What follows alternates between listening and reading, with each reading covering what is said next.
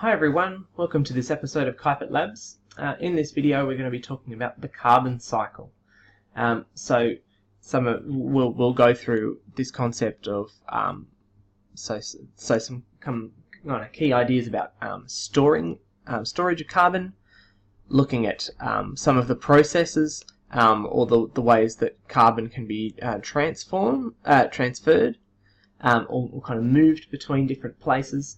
And then we're going to kind of outline kind of the big picture in terms of how this all sort of fits together and mapping out within the structure of the Earth, how this kind of works together.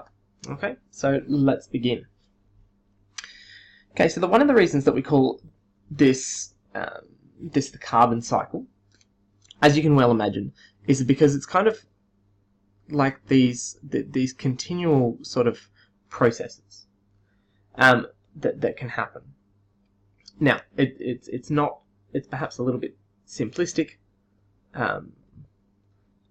for us to be kind of using these sort of two sort of arrows to represent it, because there's a lot more processes going on than this. But ultimately, we go from within the Earth, whether it's in the atmosphere, it's in living things, whether it's in the ocean, whether it's in the lithosphere, that we have these things called carbon stores, or storage, like storage places, where carbon atoms in various different structures, different forms, are stored and remain. They can remain there for incredibly long periods of time, stored up in minerals or in rocks, or they can be moving quite rapidly between plants and animals, and as they get eaten and kind of move through ecosystems and then released into the atmosphere as during the process of respiration. Okay, but so we have a number of different carbon stores, and we'll go through those in a second. And so then what we're looking at is then these ideas of transferring. The ways that those carbon atoms in various different forms will move between these carbon stores. Okay, so that's a bit of a kind of a simplistic sort of schematic of how this kind of works. So let's look at it a bit more specifically. Okay, so this is going to get a little bit messy, and it's also going to showcase my fairly rubbish artistic skills, guys. So you'll just have to bear with me as best you can. Okay, so I'm going to kind of map out this sort of general kind of pattern, and we're going to start to put some labels. Okay, so it will start to make a little bit more sense in a second as to what I'm doing. Okay, so I'm going to kind of draw this line here, and then I'm going to kind of draw this line here.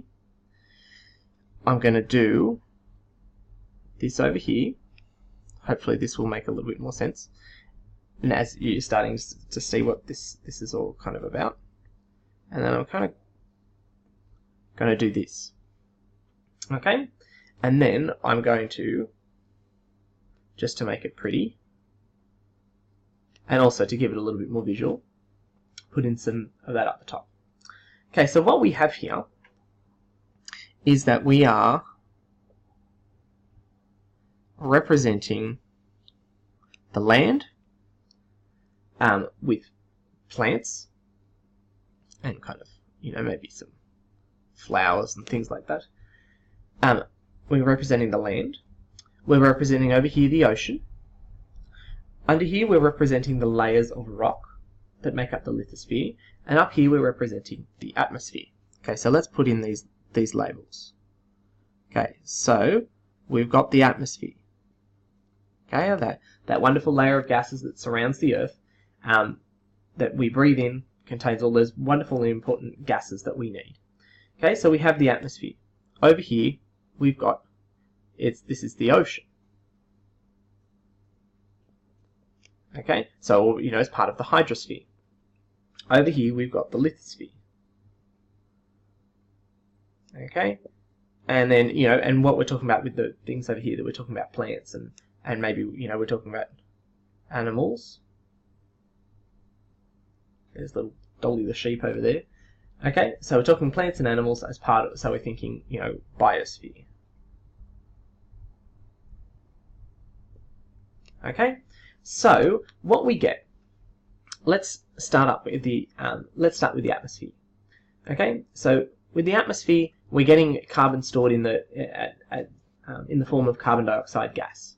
Okay, it's one of the most abundant, one of the set of more abundant gases in the atmosphere. Okay, so it's probably kind of, I think it's the fourth most abundant. You've got nitrogen, oxygen, argon, and then carbon dioxide. So what happens is that we get carbon dioxide. And then let's have a quick look at our plants over here. So carbon dioxide is absorbed by plants during photosynthesis. So they use carbon dioxide and water, and with the energy from the sun, our little mate up here, they use that energy to form carbohydrates in the form of glucose, and they give off oxygen. And then what happens also is that plants and other living things, they will, as they, in their life, let me erase my little cloud over here just because I need a little bit of extra space. In their life, as their cells need energy to survive, they undergo the process of respiration. Okay, let's see if I can rewrite that. This is where science and my artistic skills are butting heads. Okay, so respiration. So all living things, the cells of all living things need to undergo respiration in order to survive. It's the chemical process that powers a cell. Okay, and it uses glucose and oxygen and then releases carbon dioxide and water. So the carbon dioxide then gets put out into the atmosphere. We breathe it out. So it comes out of our lungs, and same sort of thing. Plants will do the same. Even though they do photosynthesis during the day, they do respiration at night, and so because they need to use up some of that energy to survive as well. Okay. Now also, these are when they're alive, but also when they are when they die, that they need to be broken down and decay by the action of decomposers. And that also, during respiration, releases carbon dioxide into the atmosphere. Okay, so with the plants, we're getting this kind of cycle of breathing in and out into the atmosphere, and all other living things as well. Okay, but so then into the atmosphere also, what we get is we get this interaction with the ocean. So we get exchange of carbon dioxide, as carbon dioxide gas dissolves very well in water. Okay, and when we put it in the ocean, we get this chemical change that happens, and we form these things called carbonates, which kind of form the chemical basis of things like seashells and coral and all sorts of other minerals. And when it dissolves, this chemical change happens, and that is part of what allows this process to happen. Okay, so what happens then? We've got the ocean, so we've kind of got the surface, and then so we've got surface up the top, and then we've got this stuff called sediment down the bottom. Okay, so the sediment, this kind of mucky stuff that forms at the bottom, so it contains all sorts of, the remains of dead organisms like phytoplankton and all sorts of other things like that. So that's PHYTO plankton. Okay, so some of the main producers that we would encounter in the ocean. Okay, so when they die, the carbon that's contained within their structures then drops to the bottom in this form of sediment. And so what happens, so you get all these carbonates that kind of make their way into the sediment, and then it builds up here at the bottom. Over very, very long time periods, what we get is we get rock formation. So we form things like limestone, which is a calcium carbonate kind of based mineral. Okay, so we're getting rock formation, so we're starting to move in and store it away into the lithosphere in the form of these minerals that that remain there for very, very long time periods, until they're worn away or they're eroded, and those things are able to kind of work their way back. But also, what happens is that some of these substances in the lithosphere, I'm going to draw it up here, we form fossil fuels. Okay, so we're thinking about it in terms of coal, crude oil, natural gas, all of those sorts of things form because of this kind of process of taking the sediment and what used to be living things and taking the carbon and the chemical change over very long time periods, and we form these fossil fuels. Okay, so I'll put a box around it because that's a big one over here.